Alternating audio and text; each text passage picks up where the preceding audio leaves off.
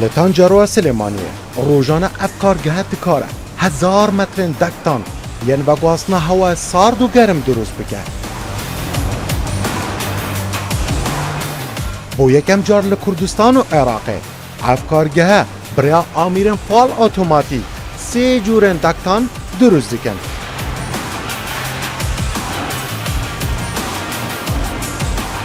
هیا نها به 10,000 متر دکتان جبو پروژه مزن یعنی بازار سلیمانیه درست کرنه. درست بونا دکتان با آمیرن سردمانه دمیدین کردستان رو داوه دا ببینن.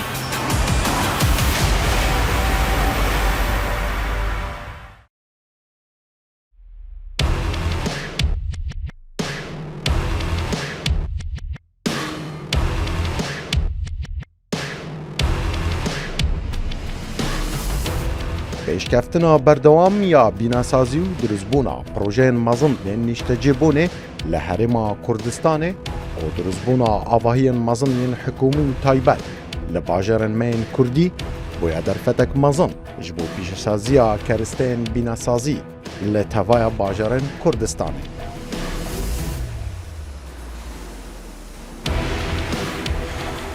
افده به یک جو پروژه کارگان که دوباره کنالن گرم کرن و سار کرن آواهیان برای دکتان کار دکن. در سال 2020 ده لنافچه تانجرول بازار سلیمانیه افکارگه به باشترین تکنیک و آمرین پیشکفتی هات آوا کرن و دکاره خواستا پروژه نشته جیبونه مولن بازرگانی و آواهیان مزن یعنی پروردهی و سیستم سار کرنه و گرم کرنه جبو وان پروژان دماغه که کم ده درست بکه.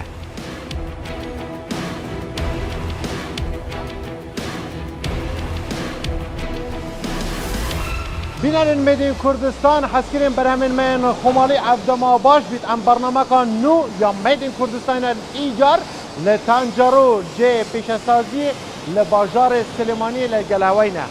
بو یکم جار لتوا کردستان و عراق کارگاه که اوهاش بودروز کرنا دکتن لاکیشایی و بازنهی و هلکی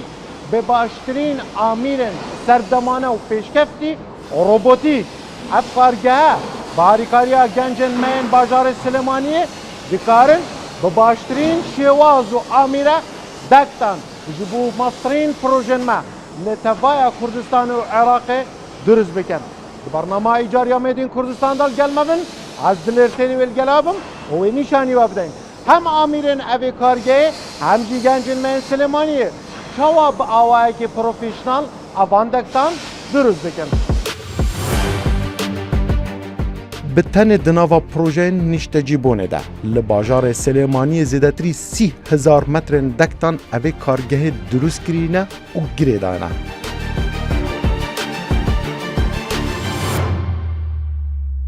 یەکێک لەو پرۆژانەی کە ئێستا هەمانە و باسی لێ یەکەین کارگەی STF بۆ دەکت کە کارگەیەکی پێشکەوتووی فول ئۆتۆماتیکە ئەتوانم بڵێم لە سەراسەری عێراقا یەکەم کارگەیە. فکرەی دروستکردنی ئەم کارگەیەمان ئێمە 2-3 ساڵێک لەمەوە پێش بینیمان کە بازاڕی کوردستان تایبەت و بازاڕی عێراق بەگشتی پێویستی بەم دەکت و ملحقاتی دەکت هەیە و لە کوردستانیشە هەموو ئیشەکان بەدەستی ئەکرێ بە شێوەیەکی ئاعتیادی بڵێن ئۆتۆماتیک نییە معامل نییە تایە بۆیە بە پێویستمان زانی فکرێم کارگەیە هاتە پێشەوە کە کارگەکە دروست بکەین لە بواری ئابووریەوە طبعاً سوودێکەوێ بە دەرەجە یەک بۆ خۆمان وەکو بازرگان و دوای ئەوەش کۆمەڵێک گەنجی کە لە ئەندازیار و لە ژمێریار و لە کارمەند و لە میکانیک و لەمانە کە بتوان لەگەڵمانە ئیشکەن سوودمەند بن چەنەها خێزان سوودی لێ ببینێ و جگەل لەوەش ئەو ڕەسمال و پارەیە کە لەو بوارە ئاچێتە دەرەوە نەڕواتە دەرەوە لە کوردستانە بێ و دوای ئەوە کوالیتی بەرهەمەکان باشتر بێ و ئەو پرۆژانەی کە پرۆژەی گەورەن و پێویستیان بەم ئیشانەی بێگومان تووشی گیر و گرفتە بنەگەر هەروە بە دەستی بڕوە هەم لە ڕووی کوالیتیەوە هەم لە ڕووی کاتەوە بۆیە ئێمە بە باشمان زانی و ئەم کارگەیەمان دانا و کارگەکەش ئێستا لەخوا بەزیابێ لە ئیشایە.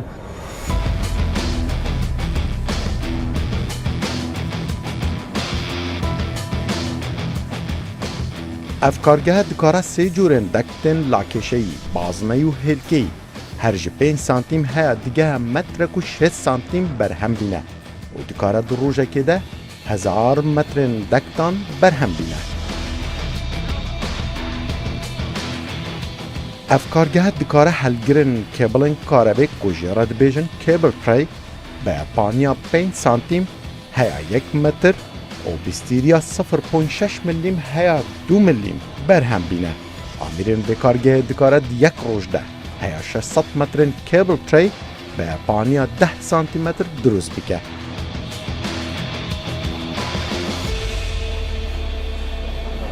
ئێمە لە بەشی بەرهێمەران لە کارگەی دەکتی فول ئۆتۆماتیکی سلێمانی سێ هەڵی بەرهەمان هەیە کە سەرکردنیان بەرهێمەرانی دەکتە بە سێ شێوە: بازنەیی، لاکێشەی، هێلکەی. بازنەیی و هێلکەیەکانمان بازنەیی و لاکێشەی لە باوترین جۆری دەکتەکانە کە لە کارگەکەمان بەرهەم دێنن بۆ شوێنانەیە کە ئەچێتە ژێر سەقفەوانە و دائەپۆشێت. جۆری ترمانەیە دەکتی هێلکەیە کە کارگەکەمان تاکە کارگەر لە عێراقا ئەم جۆرە دەکتە بەرهەم ئێنێت و چونکە ئەم دەکتە پێویستی بە ستافێکی شارەزا هەیە لەگەڵ ئامێری زۆر پێشکەوتووە. خۆشبەختانە کارگەکەمان لەم بوارەیە سەرکەوتوو بووە و ئەو ماتریاڵانەی کە ئێمە بەکارێنی لە دروستکردنی دەکتە گەڵڤەنایز لە پلێتی گەڵڤەنایزە کە لە 0.6 تا 1 ملیم ئەتوانین ئەم دەکتەکانی پێ بەرهەم بێنین و ئەو پلێتی ئێمە بەکارێنین لە سەر و زنگی 100ەوە بەکارێنین تا زنگی 270 بێن، چونکە ئەم جۆرە پلێتە گونجاوە بۆ دروستکردنی دەکت لە خوار ئەوە مەقبول نییە بۆ دەکت و لەسەر تەڵەبی کڕیارەکانمان چەند جۆرێک ماتریال ترمان بەکارهێناوە، لەوانە کاربۆن ستیل، ستانلس ستیل کە دروستکردنی ئەم جۆرە دەکتانە بەم ماتریاڵانە کارێکی زەحمەتە. خۆشبەختانە کارگەکەمان لەمەیە سەرکەوتوو بووە. ئەم جۆرە دەکتانە بۆ ئەو شوێنانە بەکارهێنێ بە تایبەتی ستانلس ستیل بۆ ئەو شوێنانی کە شەی جوارە وەکو مەلەوانگاکان، وەکو ئەو شوێنانی ساوناکان. بەڵام دەکتی کاربۆن ستیل بۆ ئەو شوێنانەیە بۆ مەتبەخ بۆ ڕستۆرانتە گەوریان کە دووپەڕی گەرمی و چەوری هەیە.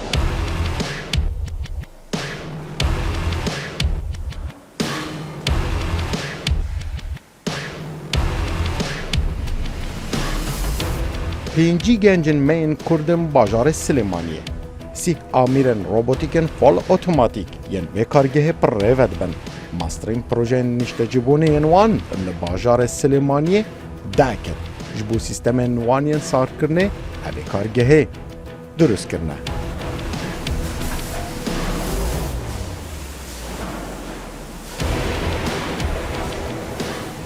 Ev amîre fol otomatîk robotîk e. Dektan durust dike.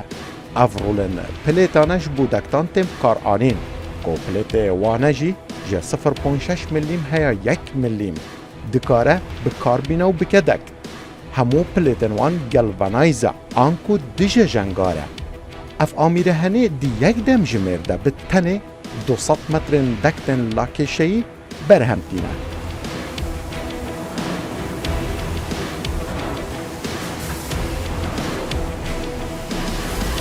هەڵبەت ئەو دەکتانەی لە بەشی دیزاین نەخشەیان بۆ دەگەشترێت دوو جۆرن. جۆرێکیان پێی دەوترێت دەکرد، جۆرەکەی تریان پێی دەوترێت فیتینگ. فیتینگ دەچێتە بەشی تەجمیع و لە ڕێگەی چەند ئامێرێکەوە دەکرێت. بەڵام دەکتە ڕێکەکان دێنە ئەم بەشی ئێمە کە پێی دەوترێت فول ئۆتۆ. فول ئۆتۆ چییە؟ ئەم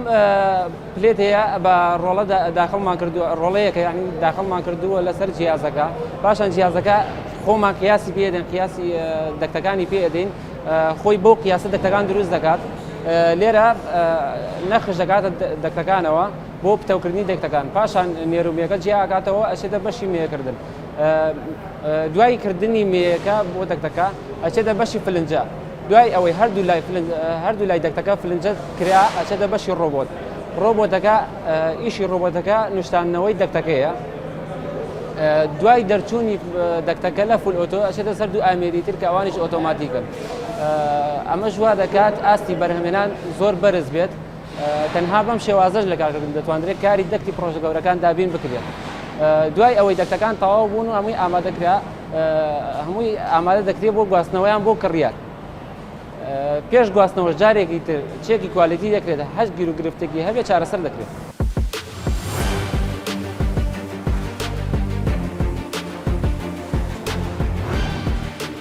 دەکتن لا کێشەیژی یەن بەربەڵاف دناوا پرۆژەیەن نیشتەجیبوونێ دە لە باژارên me ji qebareyên 10 bi 10 سانتیمتر heya 2 bi 2 metr dûrûz dikin û dikarin ji vî cûrê dektan heya 1500 metran di rojekê de berhem bînin. ئێرە بەشی کۆکردنەوەی پارچەکانە لێرە دوای ئەوەی کە ئەندازیارەکان کە بۆ هەر پرۆژەیەک کاری دیزاین ئەنجام دەدەن کە یەتە خوارەوە بەشی دوو بەشی سەرەکیمانەیە بەشی CNC و بەشی فولۆتۆ لە بەشی CNC دوای ئەوەی کە پارچەکان بڕدرا دوایەوانەیەش دێتە بەشی کۆکردنەوەی پارچەکان لە بەشی کۆکردنەوە زیاتر لە دەکارمەن لێرە ئیشەکات لەم بەشەدا چەند جیازێکمانەیە بە بۆنی ئەو جیازانەوە پارچەکان لە یەکە دێت بۆ یەکەم لە جیازەکان یەکێک لە فلنجە پرێس نێرومێ لە حیم ئەگەر پێویست بێت لەم بەشە کەمترین کاری دەستی تیا دەکرێت لەم بەشەیە زیاتر لە 1000 مەتر دووجا لە ڕۆژێکە حازر دەکرێت.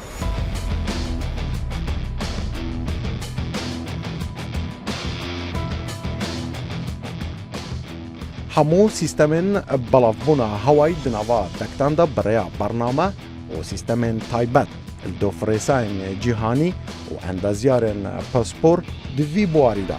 di nava beşê dîzayna vê kargehê de ew amade dikin li dofa rîportên beşê plan û rîsêrça endaziyarên kargehê li ser projeyên cudayên bajarê Silêmaniyê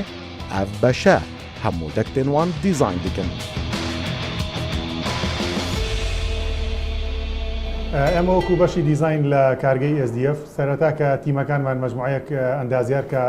لەسەر پرۆژەکان دەگەڕێنەوە راپۆرتی خۆیان هێناوە ئەو راپۆرتانە تەسلیمی ئەماکەن ئێمەش پاش دیراسەکردنی راپۆرتەکە هەڵسەنگاندنی بۆکەین و دەسەکەین بە کالکولیشنکردنی هەوا کە ئایا ئەو بینایە ئەو پرۆژەیە پێویستی بە چەند بڕ لە هەوا هەیە بۆ فێنکردنەوەی یاخود بۆ گەرمکردنەوەی ئەو جێگایە هەروەها ئەو بڕەهەوایی کە هەمانە پێویستی بە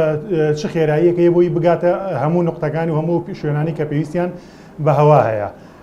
هەروەها ئەو لەگەڵ گەیشتن بۆ لەگەڵ بڕی خێرایەکە ئێمە نابێت هیچ دەنگەدەنگ و سەڵت و ژاوەژاوێکمان هەبێت و هەروەها نابێت هیچ بەفیڕۆچوونێکمان هەبێت لە بڕی هەواکەمانە کە هەموو ئەمانەش ئێمە بە پشتبەستن بە بنەما ئەندازیاریەکان و ستانداردە جیهانیەکان کە ئەم بەکارێت و معتەبەرن پشت بەوانە ئەبەستین بۆ حساباتکردنی ڕێژەی هەوا و سایزینی دەکتەکانمان. هەروەها پاشان کە ئەو مەرحەلەیەمان تێپەڕ کرد و سایزینگ و کالکولیشنمان بۆ کرد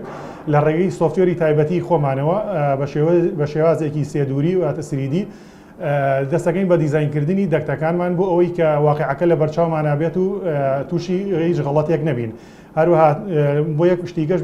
بۆ ساحێب ڕۆژەکەی بنێرینەوە بۆی شوێنێکی ئەگەر بەدڵ بێ بەدڵی نەبێ لە ڕووی دیکۆرەوە. ئەگەر شوێنەکە بەدڵی نەبوو لەگەڵ وتی ئەی گۆڕم بە پێی دیزاین ئەندازیارەکان ڕێگە پێدرا و ئەوە ئەمە بۆ یەگۆڕین بەڵام ئەگەر ڕێگە پێدراو نەبوو کاریگەری کرد لەسەر بڕی هەواکەوە ئێمە مەجبورین کە پێی بڵین و ڕێنمایی خۆمانی بینێکە ناتوانین ئەو گۆڕانکاریانی تۆ ئەنجام بدەین. هەروەها یەکێکی تر لە کارەکانی ئەمە لێرە لە بەشی ئەندازیاری وەکو وەزانن لەم ڕۆیا سیستەمی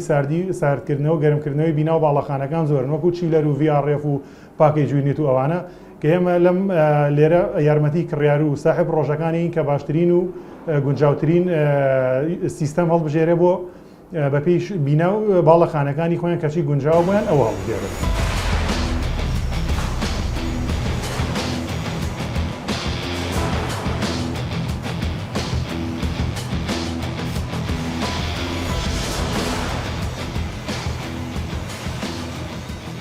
دنوا وی کارگاهی دا کارگاه SDF یا برامانینا دکتان به شوازه که فول اتوماتیک نبتنی کار دکتا و سی جورن دکتات دکرن لعالی که دی گنجن من باجار سلیمانیه کارینه کیبل تری درست بکن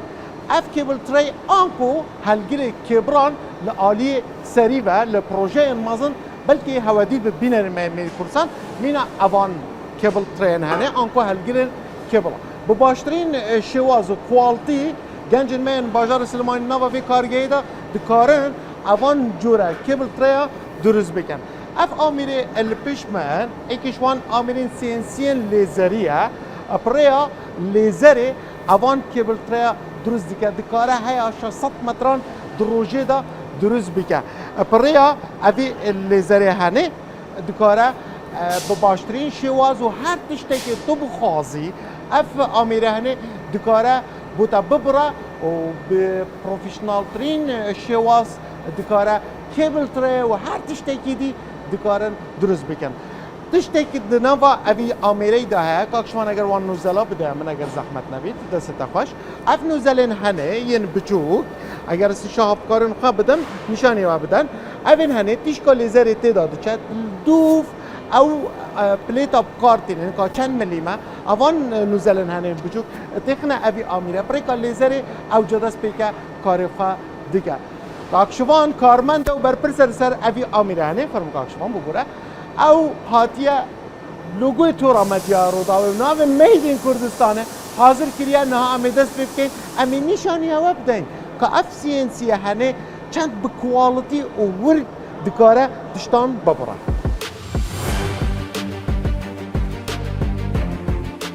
لعالی کدنی کارگه همو پیدوین دکتو کیبل تریا آنکو اکسسوارات وانه دروز دیکن روزانه اف آمیرن هنه دناوا و کارگه دا به کوالتی که بلند دکارن هیا 100,000 پرچه جده برهم بینه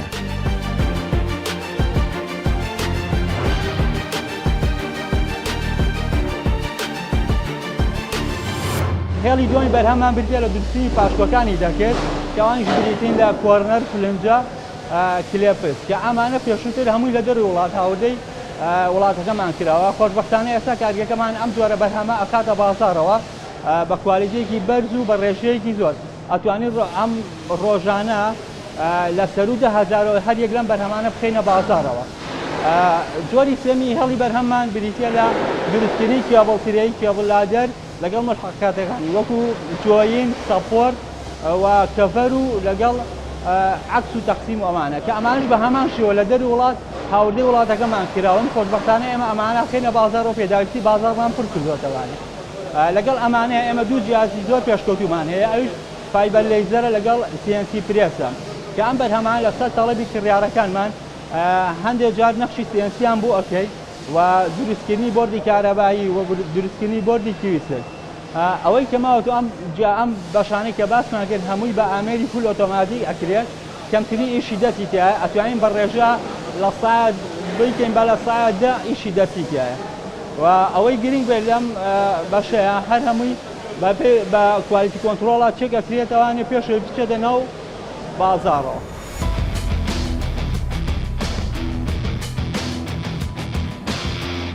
دکتن بازنایی جه تیرین 15 سانتیمتر هیا متر و 6 سانتیمتر دروز دیکن دکارن دروژه که ده هیا 1000 مترن اوی دکتن هنین بازنایی برهم بینن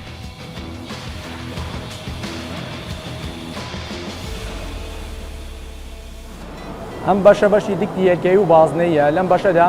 لە CNC وانەیە پارچەکانمان بۆ دەبردرێت و دێتە ئەم بەشە لەم بەشە بەوەی چەند ئامێرێکەوانەیە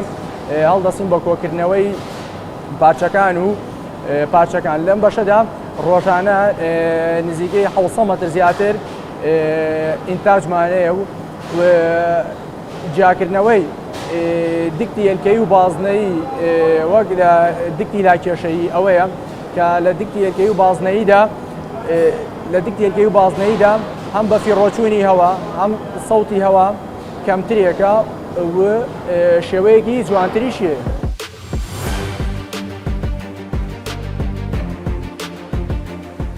به بردوامی اندازیارن تایبەت دیگەل 10 ستافن 4 کەسی بەڵاوکردنە لە هەر 4 ئالیەن باژارە سلێمانیە لەسەر پرۆژەیەن جودا ئەو کار دەکەن بە دەهان مۆدێلن دەکتان دناڤاوان پرۆژەیەن مەزندا وەکە داوێن تەڤن پیرکان بەڵاو دەکەن ئێمە وەکو ئەندازیاری سەرپەرشتی کۆمپانیای SCF کاتێک دەستەکەین بە پرۆژەیەک ئەندازیاری تایبەتمەندیە بۆ سەر پرۆژەکە باڵێ قیاسات و شتێکەکەم هەڵەگرینەوە و ئەندازیاری تەسمیمان هەیە جارێکی تر تەسمیم شوێنەکەکەینەوە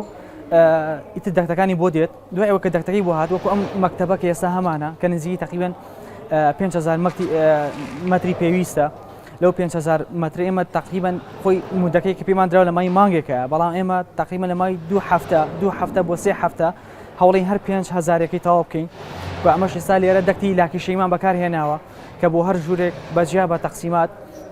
هەموو حساباتێکی وردی ئەندازیاری بۆ ئەکرێت لەسەر ئەو ستاندەرانی کەمانە ستاندەری سماکنامان هەیە ئاشترێمان هەیە لەسەر ستاندەران کە ئێمە لەسەری ئەڕۆین و ئێمە لەگەڵ هەموو ئیشەکە زمانی ئیشەکەمان ئەەکەین کە ئەمە سادی پێویست بە بۆ ژوورانە ئێرە 4 تابقە لە هەر تابقێکە نزیکی 16 ژوورمان هەیە ئێمە ئیم ئیشە تەسیمەکەی زمانی هەموو شتێکی لەگەڵ ئەکرێت کە باڵی ئەمە هەوای پێویستی بۆ ئەڕوات باڵین کە هەر کێشەیەکی بۆ دروست بوو بێت ئمە دوای تەسمیمەکە جای کرد بە جیهازی تایبەت ئەمە هەوای پێویستی هەیە کێشەی دەنگی نییە هەمووی تێست دەکرێتەوە هەموو شتێکی تەسیم ئەکرێت کە ئەمەش تەسەوڕەکەم هاوشێوی ئێمە هاوشێ ئەم کۆمپانیە لە کوردستان هەر نەبێت.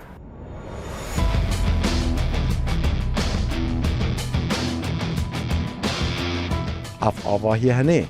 دبستانەکە مۆدرنە تایبەتە ku sistemê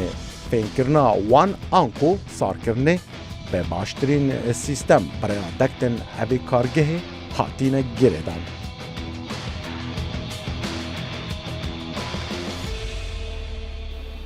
بێگومان ئێمە ئەمانەوێت کارگەی SDF بەرەو پێشتر ببین بە تایبەتی ئەمانەوێت لە شارەکانی کەی هەرێمە کارگە لەو بوارەدا کارگەی تر بکەینەوە بە تایبەتی لە هەولێری پایتەخت و لە شوێنەکانی کەش ئەمانەوێت ڕاستیەکەی بیکەینەوە بۆ ئەوەی پرۆژە گەورەکان بەڕاستی نەوەستن و کوالیتی باش ئیشیان بۆ بکرێ و بە سەریعیش ئیشیان بۆ بکرێ. جگە لەوەش ئێمە پرۆژەی تریشمان هەیە بێجگە لە SDF کە ئەوانش ئەگەر بەڕاستی حکوومەتی هەرێم هاوکار بێ نەک بۆ ئێمە بۆ هەموو بازرگانەکانی تر بە تایبەتی لێرەوە ئەتوانم داوا لە سەرۆکی حکوومەت و جێگەری سەرۆکی حکوومەتی بەڕێزان بکەم کە یعنی بە دەرەجەی یەک ڕۆتین کەم بکەنەوە لە دەوایرەکانە بۆ ئەوی خەڵکی خۆمان بتوانن معامل دروستکەن بەڕاستی بازرگانێکی زۆر هەیە کە ئەگەر لێرە هاوکاری بکرێت ئەگەر لێرە ئاسانکاری بۆ بکرێت ناچێت بۆ خواروی عێراق و لەوێ ئیش بکە و ئەمەش بە تایبەتی لە دوایە سوودمەندی یەکەم بۆ بەڕاستی بۆ بازرگانەکانە با بڵێن دوای ئەوەش بۆ هەرێمی کوردستان و بۆ دەستی کار بۆ گەنجەکانمان بۆ ئەی نەڕۆن دەرەوە ئیشەکان لێرە لە جیاتی بڕوا لە دەرەوە ئیشکا با لێرە لە کارگەکانە ئیشکا ئەو پارێک کاڕات دەرەوە با لێرە لە کوردستان و لە هەرێما بەکار بهێنرێتەوە.